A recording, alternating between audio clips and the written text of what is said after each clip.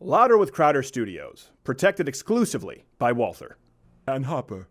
3 billion videos were demonetized on August 29th, 2016. The platform that controlled the machines, YouTubeNet, sent 2 computers back through time. Their mission was to destroy the Mug Club of the free speech resistance and to watch late-night comedy die a slow, painful death.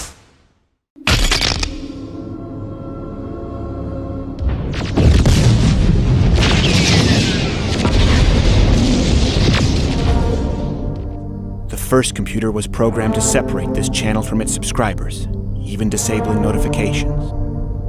It failed. The second was sent to ban an event at the University of Michigan on October 25th. As before, the free speech resistance was able to send a lone warrior, an entertainer to preserve the event, a protector. It was just a question of which one would arrive first.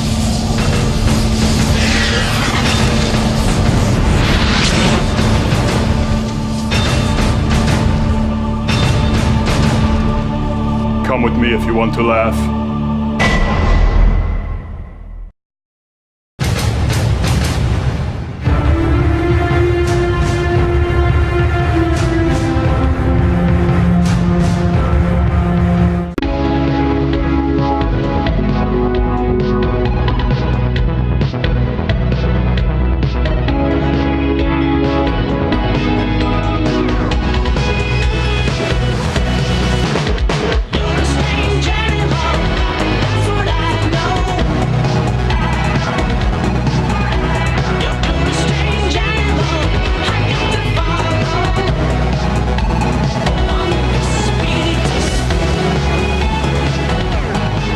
That's the sound of the weekend coming. That's the Thursday live stream, and we have in third chair today. Actually, you couldn't tell that he was dancing because his dance is the equivalent to restless leg syndrome. Nick DiPaolo at What are you talking about? I'm 1/8 black. You're one. Ancestry.com said something like that. No, I'm serious. NickDip.com, and your Twitter, as long as they allow you, is where? Is at Kevin Meaney. No, at Nick DiPaolo. Probably the least happy guest to be at Nick DiPaolo. And we have Corda Black, of course, producing. At Gerald Morgan, G. Morgan Jr. What's the one of the day, sir? We have Bialy Black Chicken. Sorry, the racist. Quarter Black, Zinfandel. eighth Sorry. Black, and there we go. Yeah, and we have Ted Cruz in studio. Senator Ted Cruz in studio. He's going to be thrilled that this is his lead. Yep, before we move on with that, listen, my question today, we're obviously going to get to Kavanaugh hearings and a rebuttal of the gay Latino over there at Vox. As a society, we kind of have a give and take, values, right? They define us. Compassion's important, mercy's important. Where do you think the scales need to tip, though, toward justice, presuming innocence? Empathy versus justice. How do you navigate the balancing act? Comment below. I'll give you my answer later. Are you feeling good there, Nick? Oh, God, this is terrific. I think it's the booze. I thought you had a real studio. I didn't know it was a condo in the suburbs. I had no idea what was in the suburbs. I'm actually feeling good about mine now. Listen, no, this is actually beautiful. You just you had a run into with a cab driver on the way here, right? Or are we not supposed to talk about that because of the terrorism issue? Oh no, it was fine. He just spoke. I blame the Hyatt. They call it Hyatt Place Dallas /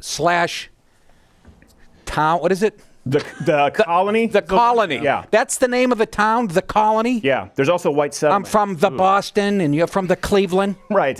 Yeah. Maybe area, the Cleveland area. The Cleveland area. So I show him in his broken English. I show him the address. He pulls away. 4 minutes into the ride, he hands me this device. It wasn't it was a hybrid of a BlackBerry and a payphone that he built at his with 2 candlesticks lane to the back of it. Yeah. Yes. Him and Clockboy got together and made it happen. And he asked me to type in the address of it's 5200 Memorial, whatever. I'm trying. Yeah. I go, I don't know how to work this. Why am I doing your job? Then he get mad and he pulled over. So now I have the king of Nigeria staring at me with these dead eyes.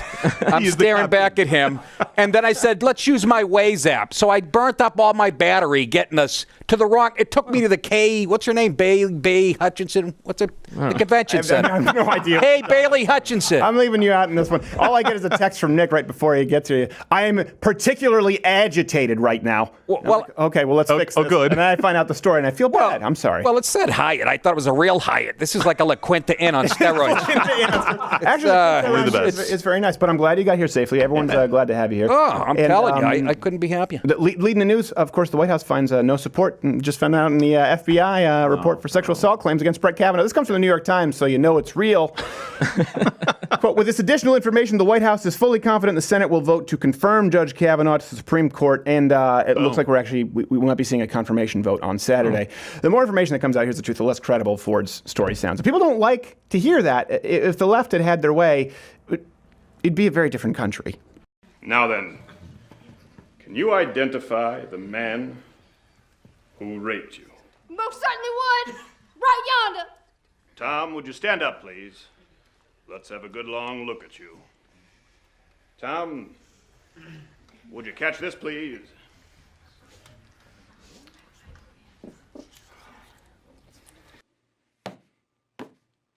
Well then, good enough for me. Okay. Probably guilty.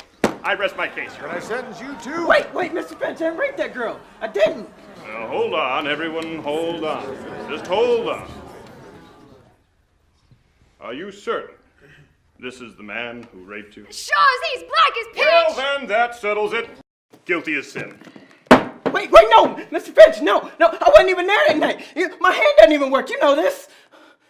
Tom, do you mean to tell me that you're questioning a survivor? That's a bunch of pure baloney and you know it.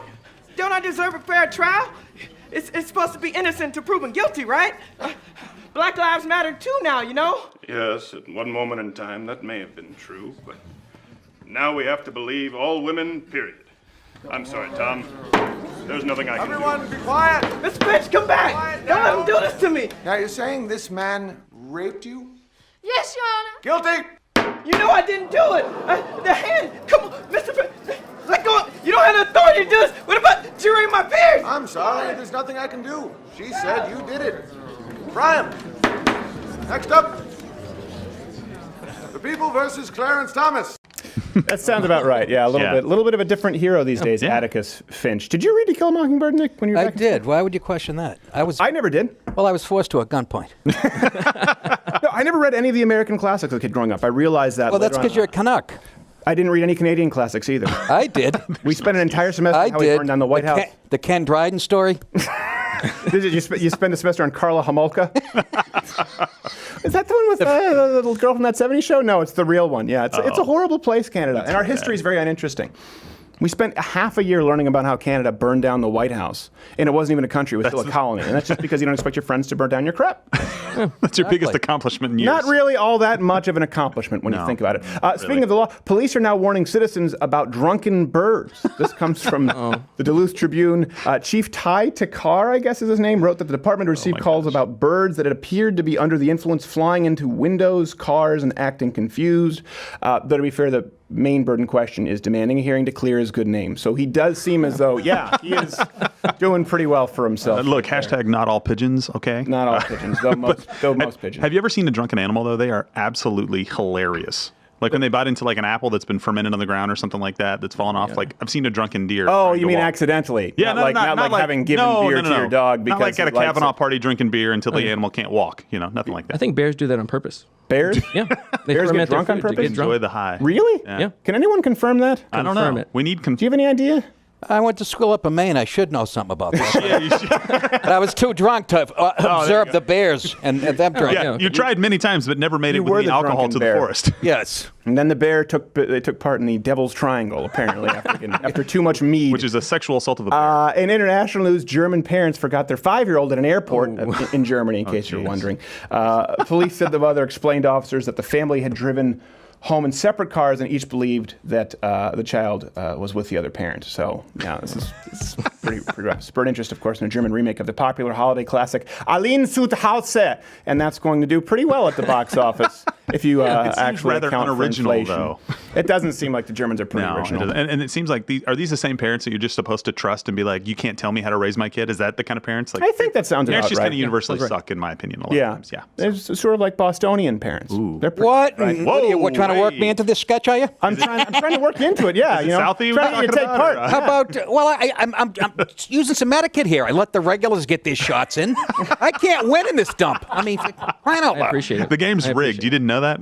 But you're right. That's very unoriginal. Oh, one parent thought the other one. Yeah. That's the one. They were trying to- That's the one my parents used when they left me. The Orange Julius. Orange yeah. Julius. That's I right. thought your mom had you.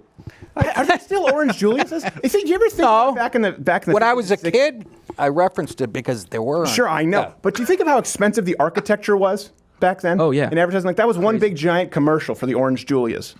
Of course they're not going to build an Orange Julius these days. Have you seen an Orange Julius recently? It turned into a drive-in theater where I was raised, actually, the one Orange Julius. Yeah, because then it was used to plaster the drive-in theater. That big?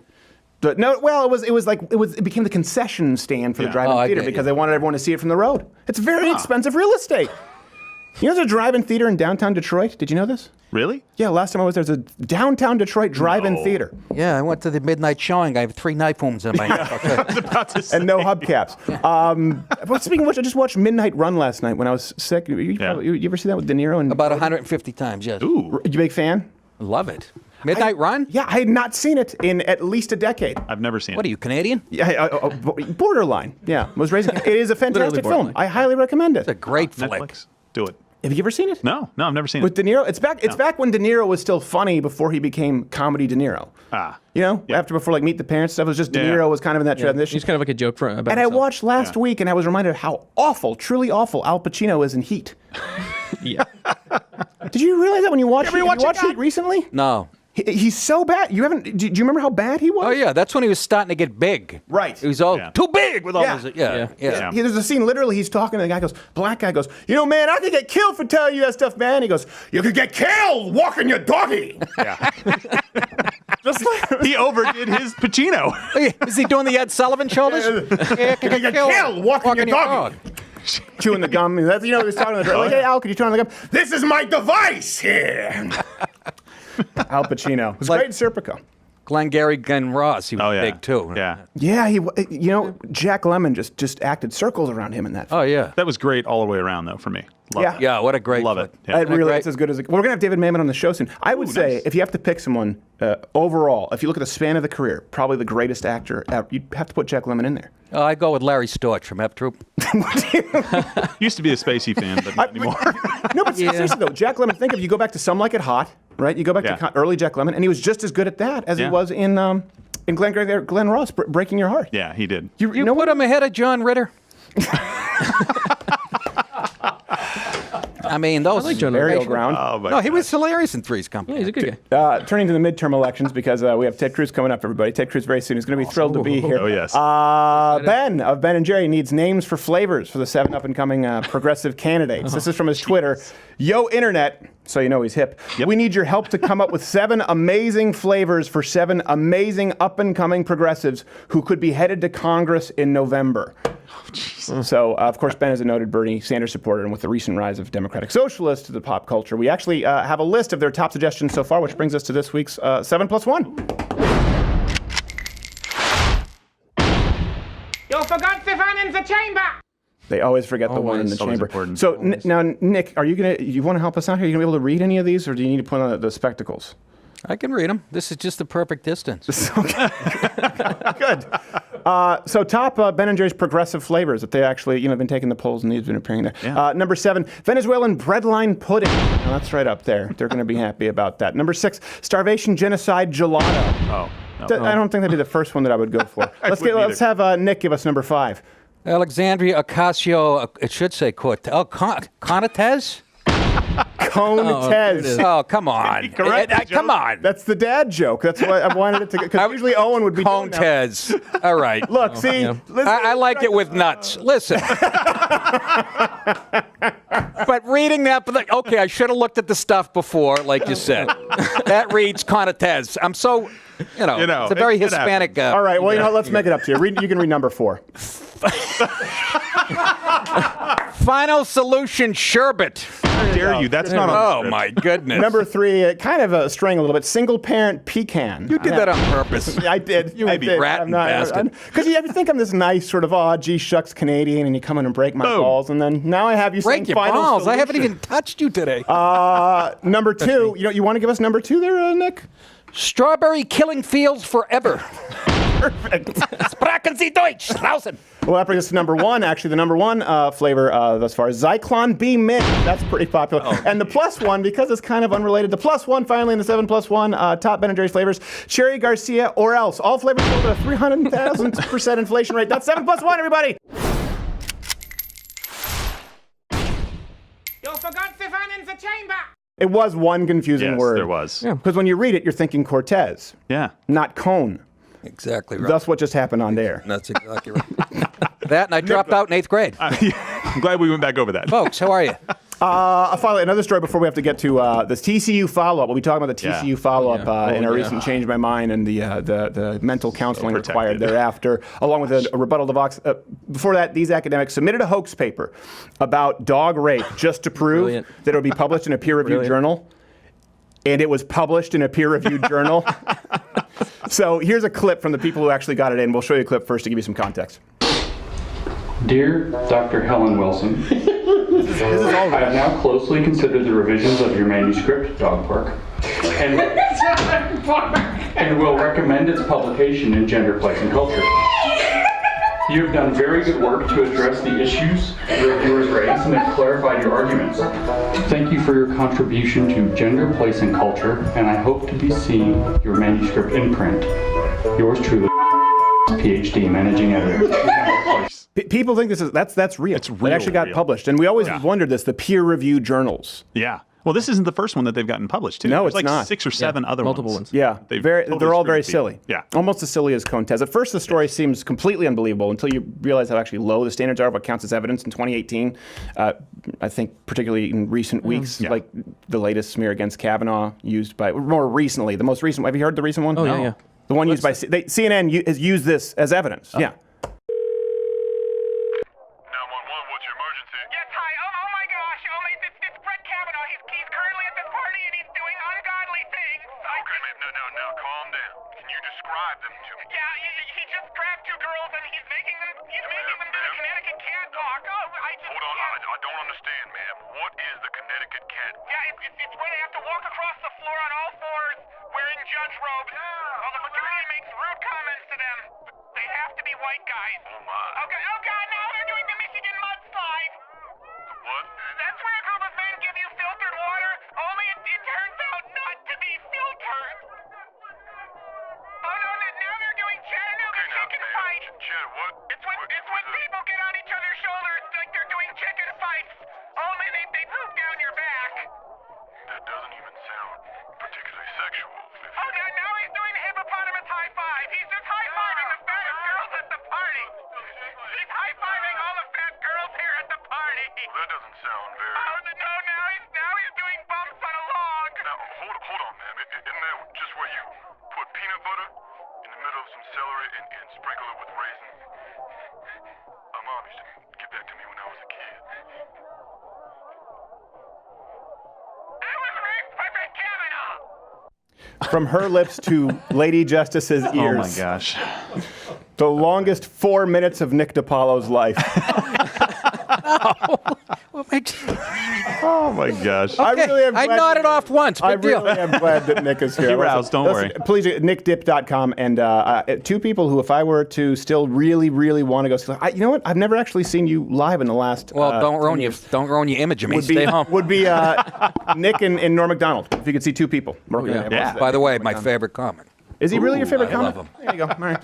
By the way, if you're subscribed, hit the notification bell because subscriptions don't mean anything apparently on YouTube anymore. Join Mug Clubs where you get the Daily Show for $99 annually, 69 students, veterans, active military, or follow on iTunes, Instagram, Louder with Crowder, and it'll be a good time. So everywhere. we did the Change My Mind at TCU this Monday. Yeah. And it was one of the biggest ones that we have ever done. And we're very grateful, except immediately afterward, the reaction on Twitter was somewhat predictable. Yeah. And let's just read some of the reactions here that you see from TCU. It was, for those who didn't see the video, we sat down, rape culture is a myth, change my mind. That's pretty basic stuff. Not rape is a myth. Yeah. Rape culture is a myth. The idea that a society encourages, perpetuates, or tolerates rape.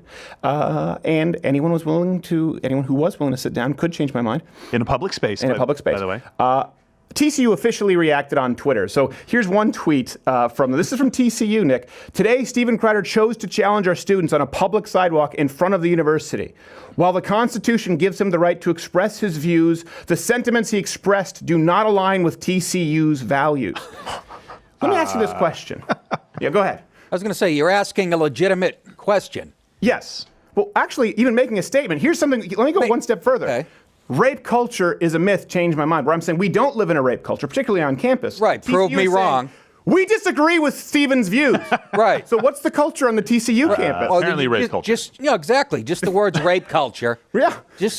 You get. That's it. You're guilty. You're Well, I think part of the TCU has a problem. rape culture. If they're disagreeing with me, they're saying we disagree when Stephen says there's no rape culture on TCU. We disagree. We disavow that point of view. All right, TCU, be my guest. They wrote, here's another tweet from them. His views adversely affected many members of our campus community. The health and safety of the horned frog family is of the utmost importance, and we encourage individuals to contact campus resources for support. Another tweet from them, in support of survivors of sexual assault at TCU, SGA set up in front of the founder statue today to promote the It's On Us campaign. TCU does not follow Steven Crowder on Twitter. I'm really glad they made a point to say that. Because there was doubt. A university feels that they acknowledge it's the public sidewalk. We do not follow Steven Crowder on Twitter. Boom. Our mission is to foster academic, social, and personal development for all members of the campus community, whether in race, class, ethnic, gender, sexual orientation, ability, or veteran status. What does that have to do with anything at this point? I think that's the first time I've ever heard veteran status used like that. Like it's a complaining group of people that are going to express a differing point of view than other normal people in the world. In this case, they mean veterans of house parties. Oh. Yeah, it's a little bit Especially with Kavanaugh. Anyone who's played a game of grab-off. Apparently their job is to create an academic social environment so that people can learn unless you have a different point of view. Right. Yeah. A legitimate different point of view. And you're not out there saying rape is cool and holding up signs. You're saying, hey guys, let's have a conversation about rape culture. What do you think? And they're like, oh my gosh. But the girl just started freaking out. Yeah. The girl started freaking out when she realized that she had no argument. They're freaking out at the words, let's have a conversation. Right. Yeah. That's where they start freaking. Yeah. Well, You don't have to get to the end of it. No, you don't have to get to the end of it at all. What happened is if you go watch this video, and Nick's very busy, so I know he hasn't seen the video. She starts talking about Brett Kavanaugh, and I go, who? She goes, oh my God, you don't know who Brett Kavanaugh? You don't know who Brett Kavanaugh is? Another lefty with a great sense of humor. Then she goes, those broads, I'll tell you. I said, who's Christine Ford? And she starts screaming at me. And so then finally I go, okay, can I speak now? I said, well, listen, if we're talking about Dr. Christine Ford and her allegations against Brett Kavanaugh, I start going bing, bing, bing, bing. And she just goes, okay, well, so maybe you know these things. Officers, can we have him released from campus? And she literally just starts screaming at the cops. Yeah. The second, you can see the moment in her eyes, the second she realizes that she wasn't entirely correct. Here's what's funny. There's a letter to the students and faculty from someone named Catherine Tull. Oh, Katie Tull. On a first name basis, all right. Very familiar. That's because you were accidentally taken to the Katie Tull Center by your Uber driver earlier today. Exactly, yeah. TCU's vice chancellor, I guess for student affairs, she sent this out, an email, a letter. Maybe it was rubber stamped. I have no idea. It could have been wax stamped at this point. Yeah. Who knows what a gesture of grandeur. She wrote, yesterday was an interesting and difficult day for our campus community. Many watched and some participated as Steven Crowder, a self-proclaimed conservative political commentator, actor, and comedian, engaged passerby. Passers-by. Who are these people? I don't know. Apparently she didn't make the Dickens play cut. In the filming of his podcast, Mr. Crowder makes his living by posing a divisive statement to a group off in Colorado. His method of operation is to garner reaction from students, which he in turn makes fun of while filming for his show. Here are a couple of facts about yesterday's event. Oh my God! You don't make fun of them. Jesus. That's a lie. We're at the fourth. This is the letter after 4 tweets in. It gets better. They're treating you like you're Brett Kavanaugh. Yeah, exactly. Number 1, TCU did not host, nor did any group host Mr. Crowder. Ooh. I can confirm. Number 2, he positioned himself on a public sidewalk on a public street. Yep. See point number 1. Number 3, his language and ideas, while offensive, are protected by the United States Constitution. This needed further explanation. Can you imagine? Can you effing imagine? I can absolutely. Oh, nice job. These motherless. Oops, I spoke too soon. Oops. Sorry. But what's offensive about saying there's no rape culture? TCU is saying they have a rape. That's the only thing they could be mad about. Well, they do. Have you seen their football team on a Saturday night? I haven't. You might say something before that, though, Nick. I'm just saying. The team's very diverse. I'm not. Yes. Okay. There's a lot of white defensive backs I was pointing out in the state. Yes. How dare you? I can do the Connecticut catwalk. There was a reaction from Fort Worth Weekly. Steven Crowder's a rape culture apologist. This all happened within 1 day, keep in mind, of the video. Here's another reaction. Conversations without consent was another article. Steven Crowder's discussion of rape culture on TCU's sidewalk. It's not even their sidewalk. Do they not understand? Socialists have no concept of personal property or public property. What do you think? It's not your sidewalk. I would prefer that's my sidewalk. We don't give a rat's ass, Bernie. It's not your sidewalk. Disagree. What do you think is happening here? It's irresponsible to subject the public to this kind of highly sensitive topic without their consent. So this is how we get into it, right? Consent. I sat down with a sign. You see the logic here. You can't put that sign up there expressing an opinion without consent. They don't understand consent. You don't have to consent to my opinion. Just like it doesn't mean it's a refusal of your consent if someone says, hey, gorgeous, and you say, don't call me gorgeous. That's not rape. No, doesn't count. And the sign's not that big. No, it's a pretty small sign. It's not like I'm not going to lie, it's a pretty sizable out. sign. This was my favorite tweet, was actually someone suggested they just buy the sidewalk. That'd be hilarious. How much money would it take for alumni like myself to privatize the sidewalk? All of a sudden, they're big fans of privatization. Oh, yeah. So scumbags like Steven Crowder can't use our university as a backdrop for bigotry. Nick, when's the last time you performed at a college? This girl, we're in bunk beds. She's about 5'10", 260, Lewiston, Maine. This is the puppetry of the penis tour. I performed horribly. That's a good question. I'd say 4 years ago. I did like a college in Connecticut, not even 3 years ago, in Connecticut. If I'd say the name, you'd know what it was. And it was the University of Connecticut? Was it in Hartford? No, it wasn't. Sorry, No. couldn't resist. No, I forget. Oh, man. I want to say Trinity or something. And then afterwards, you just said no more? No, that was actually decent. Really? Yeah. I stopped doing colleges 4 years into my career, which was 1991. I was booked at the Clark University in Massachusetts, which is even a liberal school for Massachusetts. Yeah, I can imagine. And I made some crack about a Middle Eastern guy trying to find my dipstick and oil or whatever. Yeah, and as some one does. kid goes, oh my God, like a guy. This is 1992. He goes, what are you going to talk about rape next? And so I ripped off like 11 rape jokes off the top of my head. And I actually had to leave. One of the only shows in my 30 years I actually did get off stage about 12 minutes early. Really? Get out of here. Did they actually force you to leave? They were booing and hissing, and they wouldn't let me get word. I mean, I wish I had this. I was like ahead of the curve. It's what's going on now in restaurants with Ted Cruz and stuff. They were doing that to me at the Clark University. How did you become more right-leaning since you're from Massachusetts, right? Raised that way. Were you raised? I mean, you think of it as just a solid blue always everywhere. I was molested by a guy in a pickup truck from South Carolina. Well, that stands to reason. No, I'm more of a traditionalist. I mean, I'm just a working class. Boston wasn't that, Massachusetts wasn't that liberal when I was a kid. I mean, it was just Kennedy Nation. It was Kennedy Nation, but then you saw clips of white kids throwing rocks at buses, and then everybody got confused. No, I don't know. That's a good question, but because I don't think the ideology left or right. It's more about logic, common sense. It is. Yeah. And if you follow that through your life, you'll end up. Yeah, more towards the right. You'll end up like myself or yourself, for everyone in this room. So you got that to look forward to.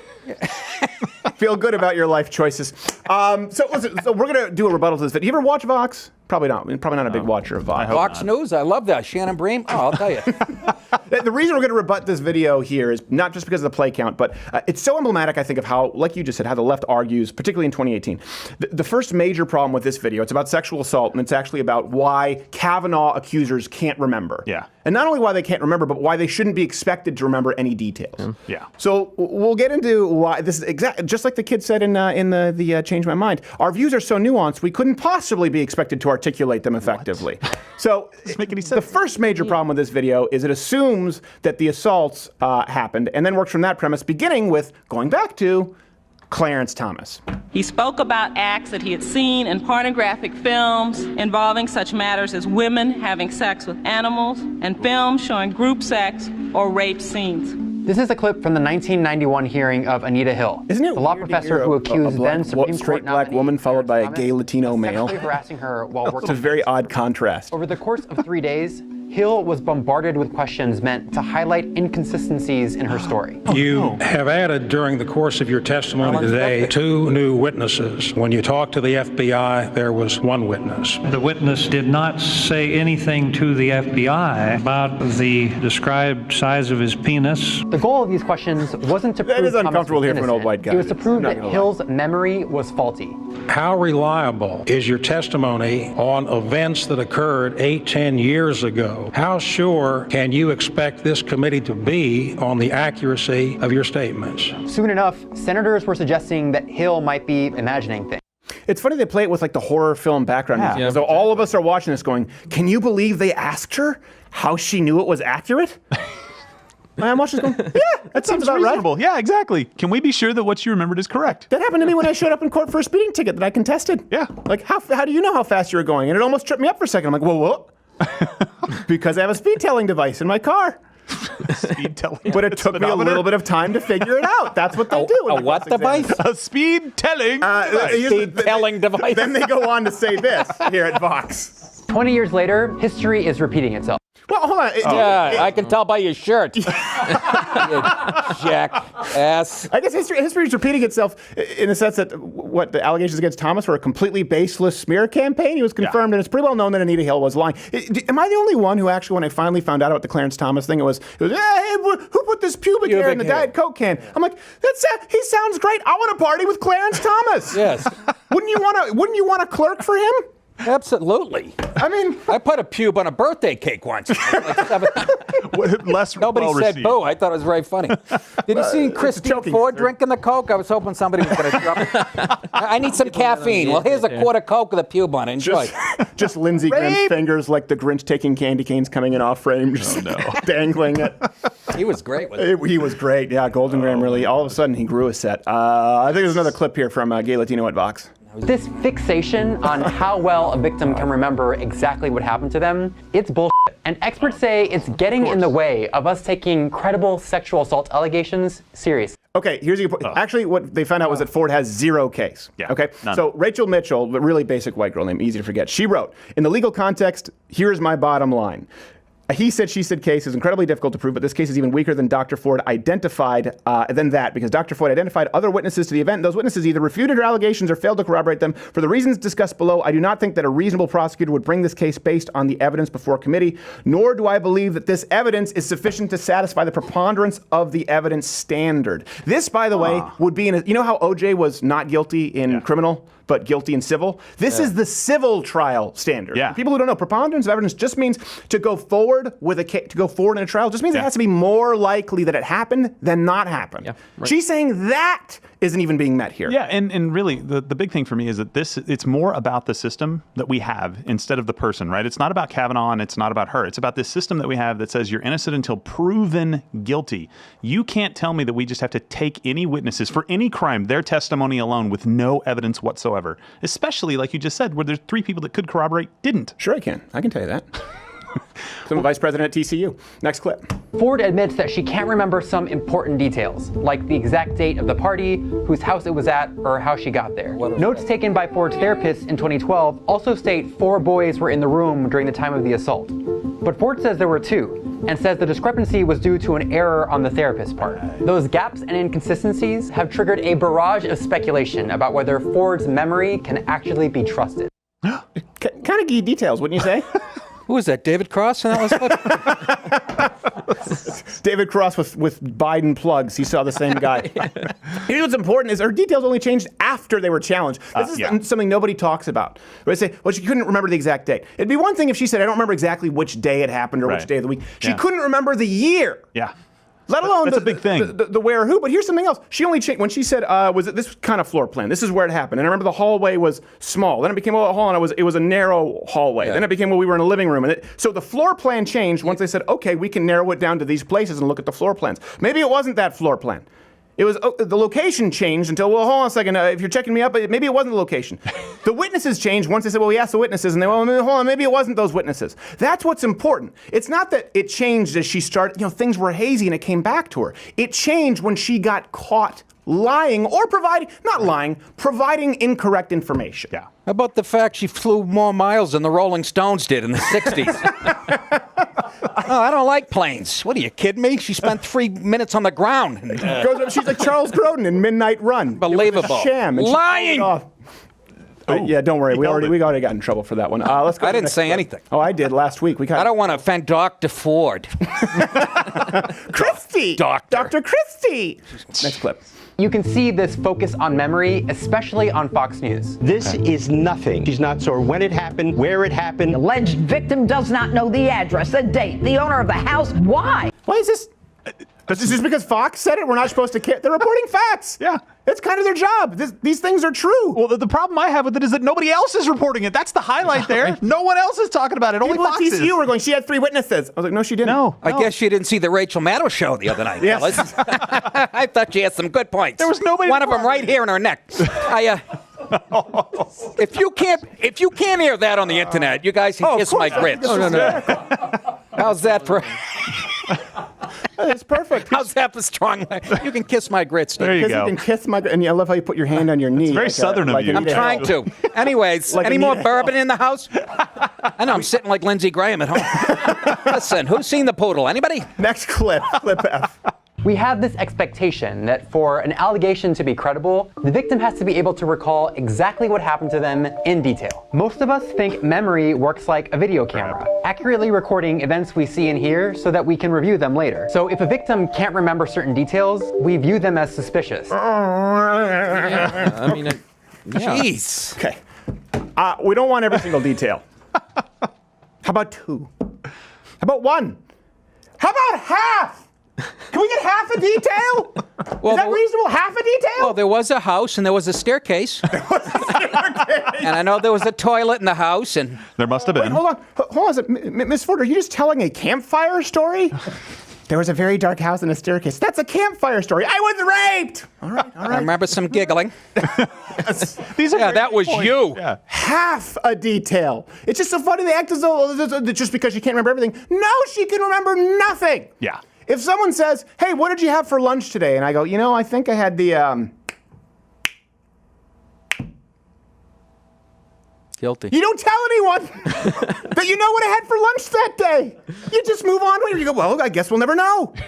Next clip. If people are expecting that a victim should be able to just replay a video and describe it the same every time, that's not how the brain works. And that's not how the brain works for any kind of trauma, not just sexual assault. In other words, we're holding trauma survivors to a standard that most of them won't be able to meet. And when they fail that standard, when they forget something or contradict themselves, the punishment is brutal. Wait, hold on a second. Oh. The same guy just spent 6 minutes making the case that these victims' memory is unreliable. Hold on a second. Am I getting this right now? Let's rewind the clip really quickly.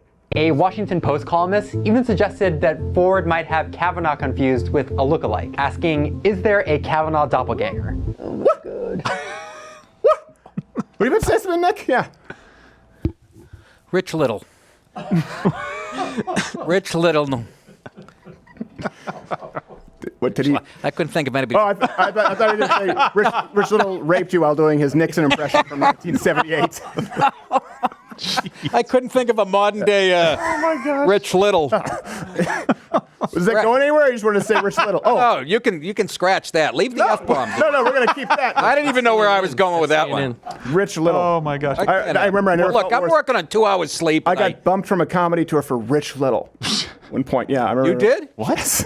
Oh, my I got bumped on my Tonight Show spot from Elton John. Well, and I didn't even get to meet him. You didn't get to meet him? He signed an album for me, but I couldn't even go up and see him.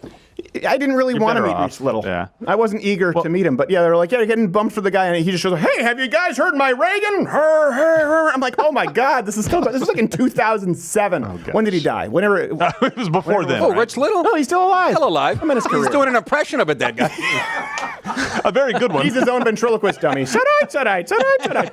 Senior Little. Let me just make sure I have this right. You just did an entire video, Vox, about rape victims and how they can't keep major details straight. And then you're rolling your eyes about the mere idea, the mere concept that She might have mistaken her accuser? Again, this is the point of this is presenting an argument in a way where it cannot actually face any kind of logical scrutiny because you go, well, hold on a second. Actually, her accounts are completely inconsistent. And they go, well, that's entirely consistent with what might happen with a rape survivor. You go, well, hold on a second. She actually made these claims when we checked them out. It turns out that and they go, well, she can't be expected to know what she's saying. Well, how do we check this? I just think that if she says something, you should take her at face value and we should be free to declare him guilty. Yeah. Hashtag believe all women. By the way, I think it's hilarious that they put her up there with Anita Hill on that because it's been proven, like you said earlier, that she was lying. So are you saying by putting her up there next to that picture that she's also lying about Yes. these So details? these are the same Yes. here, you're saying? This is really bad reporting all the way around. Which De Niro film was it where he says, lie a whore, and you know it? That is from This Boy's Life. There you go. Nice. I said it so you didn't have to. There you go. Next clip. None of this is to say that we shouldn't question or investigate allegations of sexual assault. An investigation is exactly what Kavanaugh's accusers are asking for. But as long as we expect trauma victims to have crystal clear memories of what happened, we're going to keep finding reasons to doubt them, regardless of how credible their allegations are. No, okay, I'm sorry. Think about that logic. Yeah, I know. Sorry, gay Latino Vox guy. The video's already dated. A few days ago, this they wanted an investigation. Now they're calling it a sham, saying that the investigation would shield Kavanaugh. This is how inconsistent the left is. Their arguments become dated by the hour. Hours? Every single person in this room. Isn't it the same as when it started? Is your argument the same? Yep. Yes. Yours? Quarter black? At all. It's at least 3/4 the same? It is exactly the same. We're saying due process. That's it. Innocent until proven guilty. Are we just going to forget, by the way, that Feinstein sat in a letter for a month not asking for an investigation while the hearings went on? They don't want an investigation. They want a circus. And this is why we wanted to rebut this video. We have Senator Ted Cruz coming up after the break. It's emblematic of how the left argues. It's not just about the guilty until proven innocent. It's that they couldn't possibly be burdened to prove their argument. First, they want everything based on the survivor's memory instead of the evidence. Then if we question the survivor's memories to get the truth, they say that memory can't be relied upon. And then it's like this change my mind said boy in the jogger. Remember the guy who was a jogger? Yeah. He was like, I'm a jogger, I'm sure you can tell. What are you talking about? How could I possibly tell that you're a jogger? That's the kind of left that... Look at my legs. They see their views as so nuanced and gray. And I don't even know if they see their views as nuanced and gray. They present them to be so nuanced and so gray that they couldn't possibly be expected to articulate them to you, the masses, properly. Things like innocent until proven guilty. No, my view is different from yours. Really, what's your view? Well, it's nuanced. Things like evidence. Well, what kind of evidence is presented? I don't believe in evidence. Well, what do you think needs to be presented? It's nuanced. Things like corroborating witnesses. Well, hold on, she said 3 and they directly refuted her story. Well, I don't agree with that. Well, okay, tell me what it is that you believe. It's a little too nuanced. I couldn't possibly be burdened with articulating them to you. Or in this case, prove them. Hey, there's an idea. All right, up next we have Senator Ted Cruz. This is nickdip.com. Go see him when he's performing in your area. Podcast, please sign up. Patreon.com. Sign up. No. Yeah. Nick Dip. Don't test. This here is Tom. It's too late for him. He'll be hanged from the gallows for sure. But you can prevent future Toms from facing a similar fate by joining at louderwithcrowder.com/mugclub. Join today at louderwithcrowder.com/mugclub, unless you want more innocent black men to die.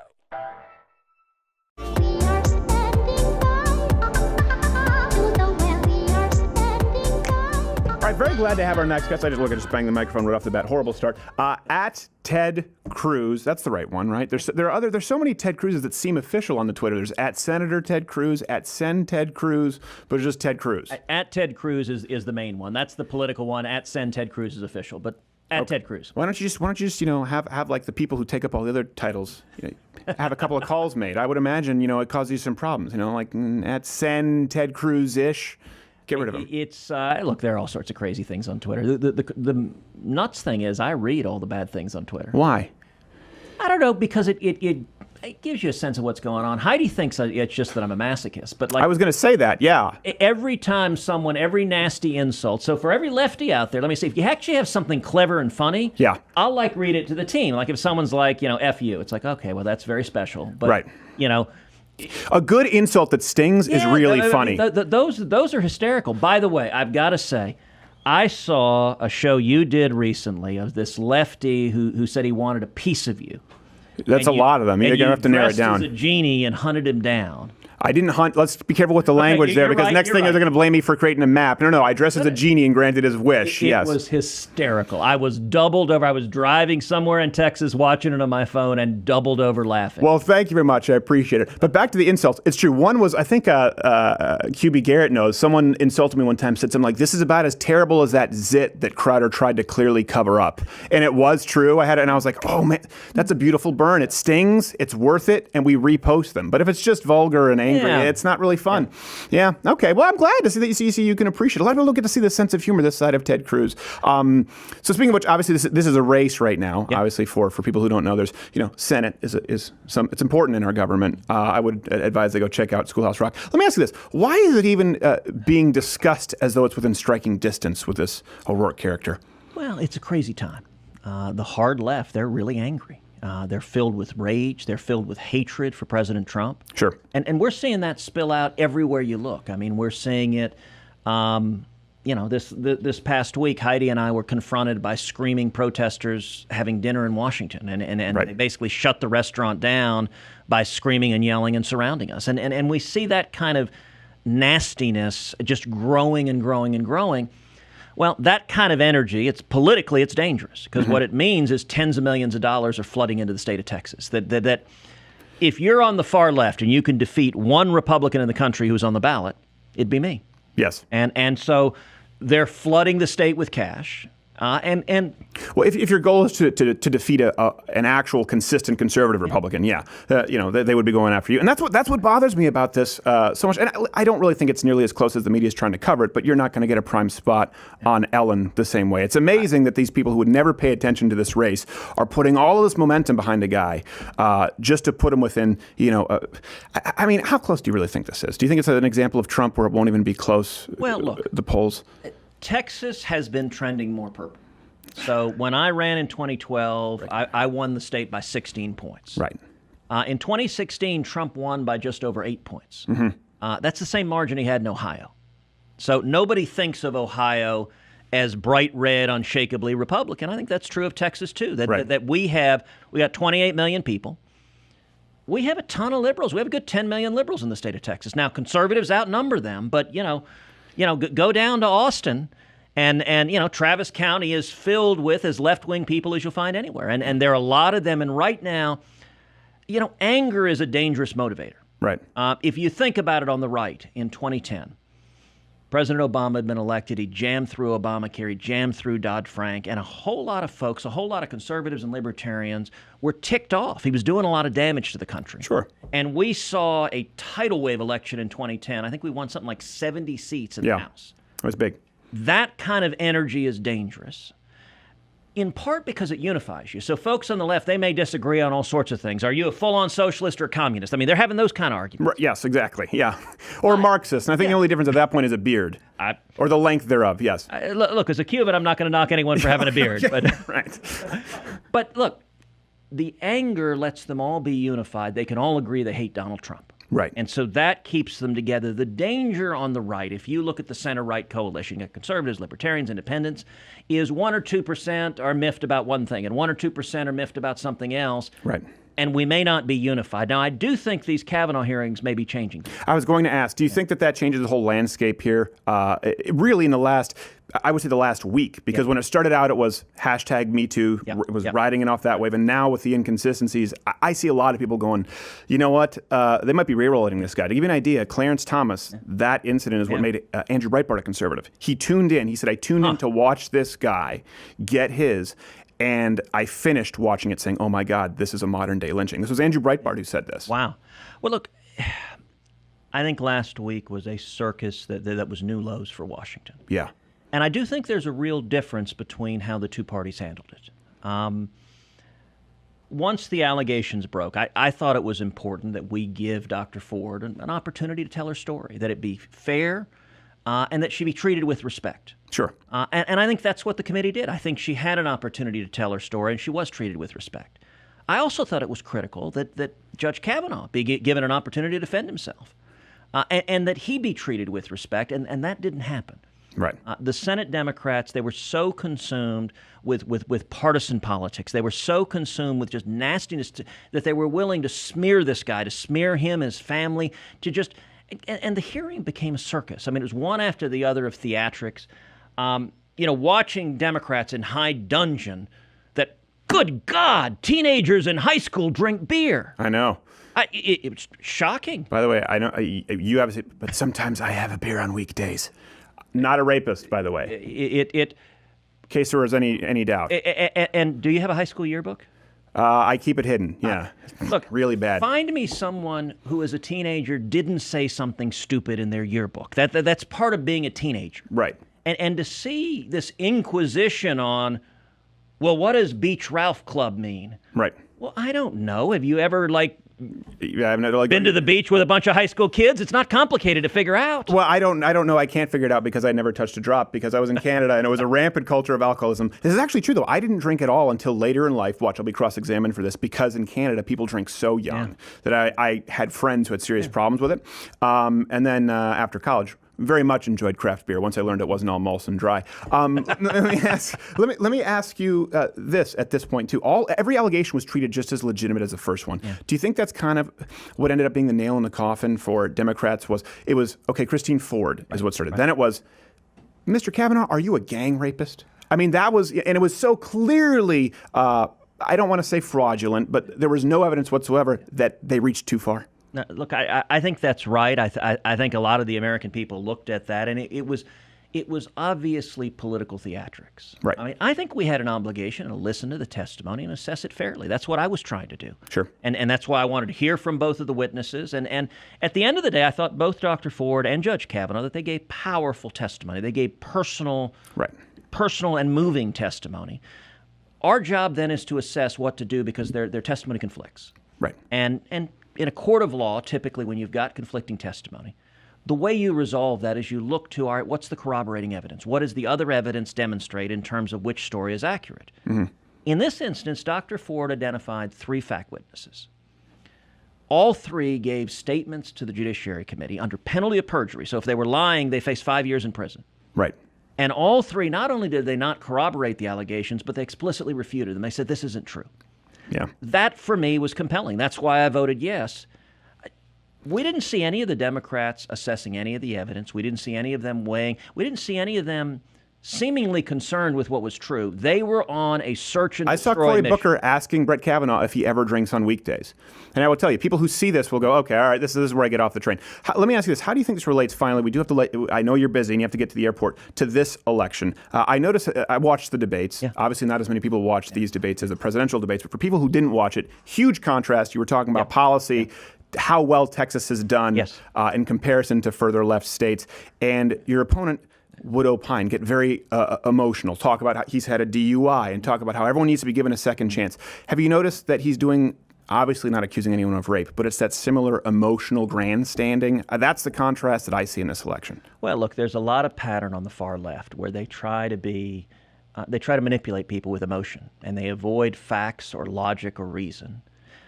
If you look at every couple of weeks, or every couple of days rather, we see a media puff piece of Beto O'Rourke, and it's all rainbows and puppies. Right. It's just, oh, look at his hair, look at his teeth. Didn't he get arrested for burglary? Am I mistaken? I know the DUI. I think it's burglary, but arrested. Okay, go ahead. I don't want to put you in harm. But he's got great hair. Yes, he does. And the media is deliberately trying to keep it warm and fuzzy and not focus on substance. That's actually why I thought the debate was important, because substance matters. I think Texans are smart, and our economy is booming. I mean, it is going extremely well. Not if the Californians would have their way, who keep on moving. I know, you know. And my approach is, I'm going to ignore the personal attacks. I'm not going to do what the Democrats did in the Kavanaugh hearings and go into the gutter. Yeah. I'm going to keep it focused on substance, on issues. And on substance and issues, his position is radical, and it's bad for Texas. It is pretty radically left. I'm glad to hear you say it, because a lot of times people say, well, okay, I think he's pretty radical. It is. Typically in a general election, Democrats pretend to run to the middle. Right. This guy is running to the left of Bernie Sanders and Elizabeth Warren. And I'll say, you've got a lot of folks watching you who are libertarians. Yeah. If you're a libertarian at home, this guy is a big government statist. Yeah. He wants the government in charge of everything. He wants full-on socialized medicine. So the government's in charge of your doctor, your health care. He wants government regulation. He's voted in favor of a $10 a barrel tax on every barrel of oil in the state of Texas. Yeah. Now, our economy, millions of jobs in the state depend on energy, and he's perfectly happy to just hammer it. By the way, that works out for every one of us who drives. Yeah. To 24 cents a gallon in taxes that you'd pay on top of it. But he watched Deepwater Horizon once, so he knows what he's talking about. No, he's to the left of Nina Pinta Santa Maria Cortez. I think that's important to note. Here's what I always say to people. Listen, I know we got to get going. What I always say to people is Texas, no state tax, and a surplus for as many years as I can count. We've got it right. So go forward and vote. It's at Ted Cruz. That's the right one, at Ted Cruz. At Ted Cruz, and then tedcruz.org is the website. And freedom works. That would be my closing words. Look, for young people, why would you want some unelected bureaucrat in Washington running your life? You ought to be free to choose your education, to choose your job, to choose your free speech. The left wants to censor what you say, to control your decisions, to tell you you can only agree with them. I believe in the Constitution and the Bill of Rights. I believe in freedom. And I think that most young people in Texas and across the country do as well. But he does have good hair. Though your hair actually is looking better. You got a little bit of wave now, a little bit longer. I dig it. That's at Ted Cruz. We will wrap this up after. Thanks so much for being here, Senator. I appreciate it. And really do wish you the best.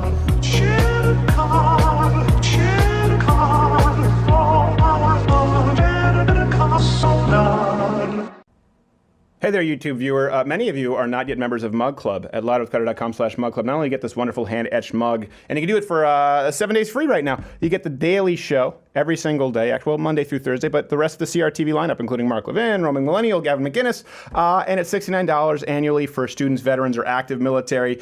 It's what allows us to keep doing this. You know, doing a Change My Mind, doing videos like that, or a Crowder Confronts, or the bigger videos where we go on location or undercover. These things take days and days to carry out, and a lot of people here who depend on Mug Club because, you know, we're not making enough off YouTube anymore. So if you want to support us, if you want to see the show continue, louderwithcutter.com/Mug Club. If you can't be bothered to, then, you know, probably won't be around that much longer. Or you can also buy a Walther. If you're planning on buying a fight, they're our main sponsor too. The studios are sponsored. So Mug Club is, but Walther, Mug Club, same thing. It keeps us going. Just don't give it to Susan Wojcicki. And now for the adventures of the White Privilege Boy. All right there now, Timmy. I know you're a teenager, but if I've told you once, I've told you 1,000 times.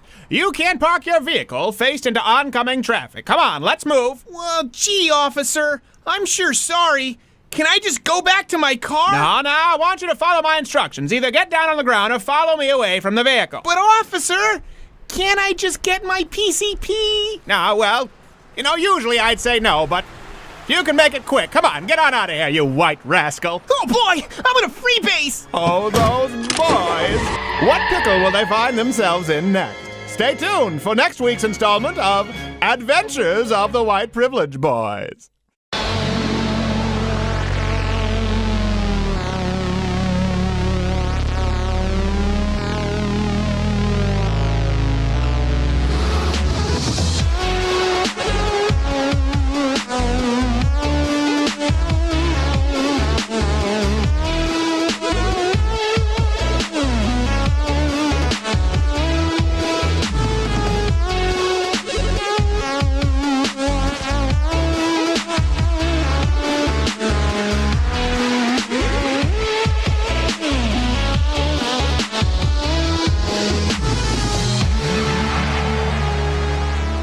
That's called the Riptide with a penchant for nipples. Oh, I was getting swept away. Getting swept away now. It's very discriminating in its tastes. Why? I don't know why we hold our breath for that. I have no idea. It really doesn't make a whole lot of sense. Thank you so much to Senator Ted Cruz, who was there. Really hope that he just beats the ever-loving tar out of O'Rourke. I want to spell Beta. Is it Beta? I say Beto. It's Beto, but we say Beta. It's not even his name. Yeah, it's not even really his name. But it's just so funny because he's perfectly Beta. I'm amazed that no one's talked about this more. Beta O'Rourke. It's a signal. Who's your daddy, O'Rourke? Who's your daddy? By the way, I love Senator Cruz. He's a great guy, but he's very important. So he has a lot of handlers who are always like, "Wait, hold on a second. You're not going to make like the jokes that you do about like." I'm like, "No, don't worry." You know what they're secretly thinking is like, "No tranny, no spot the tranny today, right?" Don't do it. Please don't do it. We saw the Young Turks go after you recently. Oh, Nick DiPaolo's here. Shoot. We have a great week of shows here next week. You know, here's the thing I wanted to talk about, because I definitely do think that this, we always talk about how sort of toxic politics has become and how angry people are. And I want to bring it back to the fact there's nothing wrong with anger. There's nothing wrong with righteous anger. And I certainly think that being falsely labeled a rapist would qualify. But let me take a step back. When you were a kid, you didn't look up to your dad because he was sweet or because he had nice clothes. Your dad was worth the salt because he felt safe, if you had a good dad. Or even more so, I would say that certainly like with my dad, it's because he made everyone around him feel safer. So this is actually something I'd like to talk about with both the deadbeat men out there and the women who tolerate deadbeat men. First, to all the feminists who bitch about toxic masculinity and rape culture, and that's what they're shrieking about today, let me make this really simple. What should you look for in a man? An honest man with a backbone. That's it.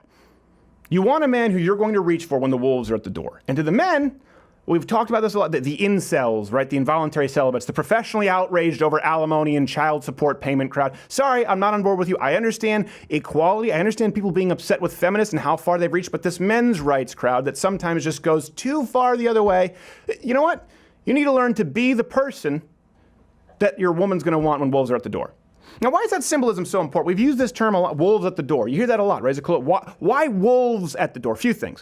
One, it's not mean people at the door, meaning you're not one of them. There's a delineation. It's an animal. Two, it's not tigers at the door.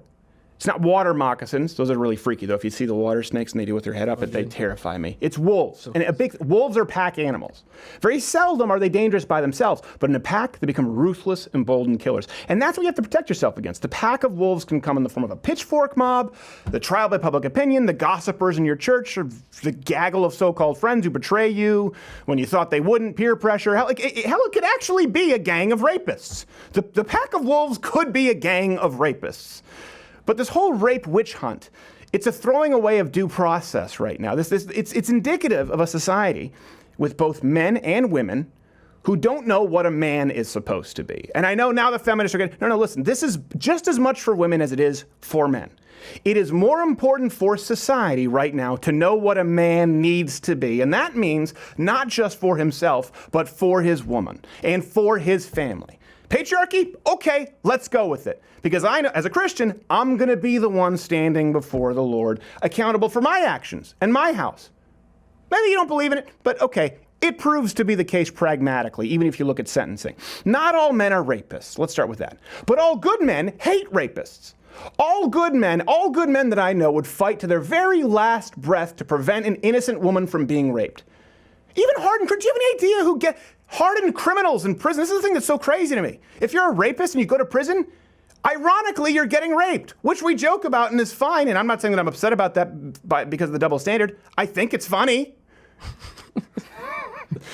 But it's crazy to me that people act as though we do not tolerate rape. Every man I know hates rapists. Even bad criminals, armed robbers, arsonists hate rapists.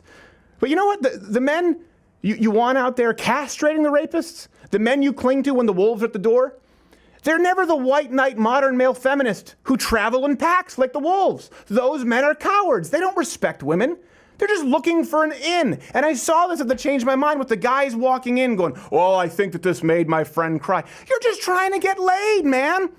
You don't even have a point of view. You don't have any beliefs. How am I supposed to believe that you're going to stand up for anything? You don't even stand for anything yourself. You came up to this desk and you said, well, I'm really not prepared. Shut up and go home and learn to be prepared, because a man should be prepared. If you believe in anything, and this isn't some false machismo bullcrap, okay? I'm asking you, women, genuinely, what kind of a man do you want when the wolves are at the door?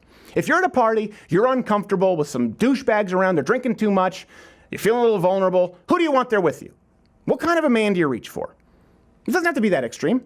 Let's say your supposed best friend at work betrayed you, tossed your lot in with the rest of the gaggle in the office, and they got you to be fired from your job. Okay, I'm just trying to think of some example that's not as extreme as rape, but rape is on the mind. Everything is rape these days.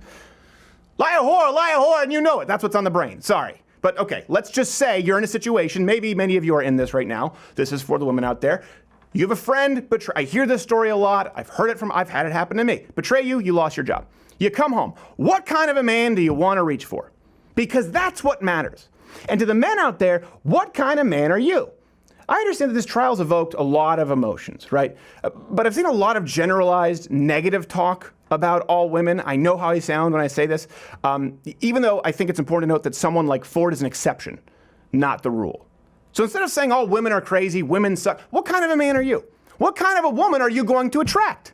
Will it be a Christy Ford? Can you say that you are the man? The woman who, if you had to pick, right? If you could pick the woman you love, are you the man in a room full of guys that she'd want by her side when the wolves are at the door? Because that comes with a track record.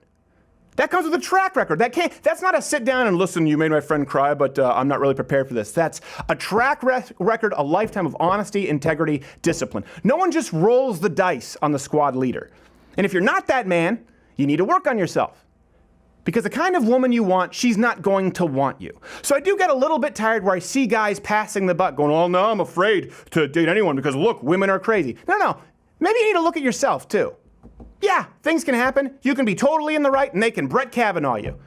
Allegedly. I think he probably did none of it. That's just my opinion at this point. But what about yourself? Are you the man that the woman you would want would choose? I guess the point I'm trying to make here is that it's easy to make these assumptions with the bombardment of news lately, that either all women are crazy or all men are scumbags. And I know that's not true. You know that's not true. But it's time to really start working on showing that. Women, you need to have higher expectations from your men, period, which is not something that feminism has taught. Feminism has let men off the hook, and men, you need to have higher expectations of yourself. Also, don't say you were raped if you weren't raped. Let me give you an example of someone, because to go back to anger, when people say anger's not a bad thing, there's righteous anger versus douchebaggery. Jesus knocked over the temple, would you call them tables back then? I don't know exactly. Basically, Jesus was pissed. Now, this is a parable. Let's just say you believe it's a parable. Let's just say, right, that you're not sure if Jesus, the man, actually existed. Okay, the parable still believes in a sinless man, a perfect man, who got really pissed and threw over tables, at least caused property damage. That's the guy you want when the wolves are at the door. Guy I have a lot of respect for, someone who works in this show, Johnny Boy. I've told the story before. I don't think I've ever told it on air. This is a true story. This is why he became my best friend in high school, and I'm fortunate enough to have him working on the show. I was talking with him, right? So you're me. And he's talking on the bus, this is the front of the bus, the camera for this is the back of the bus. He's talking with me. I'm between the camera and myself right now. I hope I've described this. And we were talking probably about Jaws or something. He was obsessed with Jaws. And there's a kid at the back of the bus throwing pennies.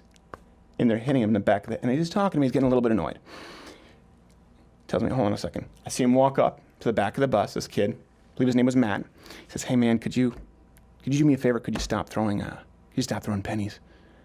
Guy says, yeah, what are you gonna do? I say, okay, could you stop throwing pennies, please? Walks back up to me, sits down in a chair.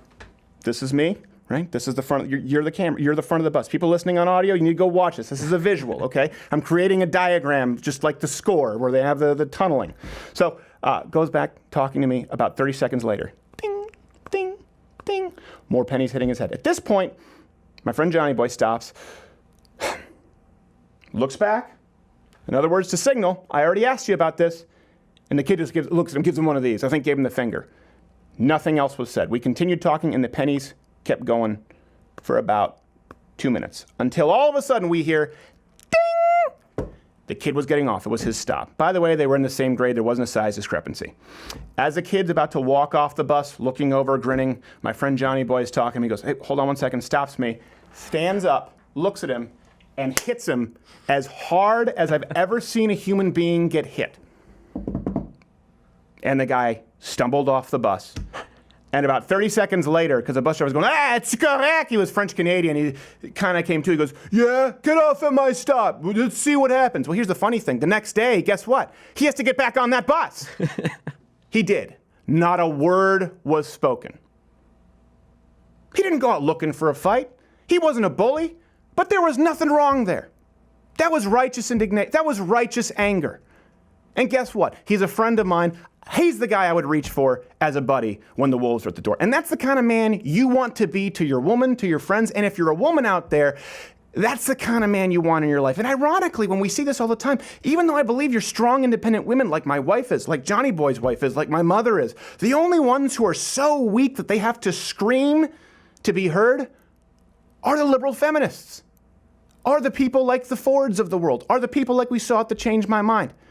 I think so. I do think this is an important part of this conversation. It's easy to get pissed with rape and no rape, and she's crazy, and this person's a bitch, and this person's a jerk. I think it's important to take this opportunity to say, okay, what are the roles that we have in society as men and as women? And I think even more important is not just what roles do we have as men and as women, but what are you looking for in a man and a woman? And today we just talked about men. Maybe next week we'll talk about women, but I'll have to get a consultant. See you next week.